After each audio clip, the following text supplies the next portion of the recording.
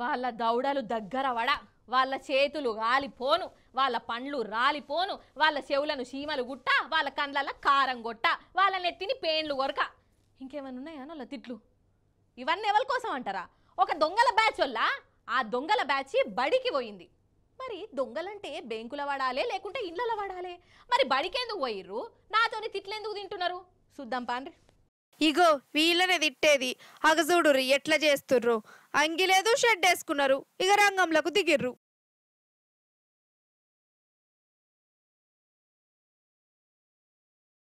అన్నట్టు వీళ్ళు దొంగలు షెడ్డీ గ్యాంగ్ అట. సరే దొంగలైనా దివానాగాళ్ళైనా దొంగతనం చేయాలనుకుంటే బ్యాంకుల పడతారు, ఇండ్లల్లో పడతారు. కానీ వీళ్ళు మాత్రం స్కూల్కి వచ్చిర్రుల్లా. అయితే ఈ నడుమ బ్యాంకుల కంటే కూడా స్కూళ్ళల్లోనే బాగా పైసలుంటాయని ఎవరో చెప్పినట్టున్నది దొంగలకు. అసలే అడ్మిషన్ల టైము.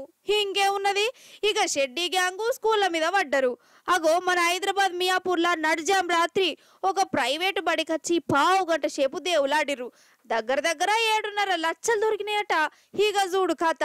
పావు గంటల 7 లక్షలంటే మాటలా, అది కూడా స్కూల్లనట. ఇంకా దొంగల అవతారం చూడుర్రులా. వాళ్ళకేదో డ్రెస్ కోడ్ ఉన్నట్టు అంగి లేకుండా షెడ్డీలు వేసుకొని తిరుగుతారు. ఇట్లా అంగి ఇప్పుతేనే వీళ్ళకు చోరీలు చేయాలని కాయిష్ ఉడుతుంది కావచ్చు. ఈ కంతిరోలకున్న వడెత్తు. మొన్నటి దాకా ఇండ్లల్లో దునికిర్రు, ఇప్పుడు స్కూళ్ళలో డ్యూటీ చేస్తుర్రు. అసలు మన పట్నంలో ఎన్ని షెడ్డీ గ్యాంగులు తిరుగుతున్నాయో ఏం పాడోపో.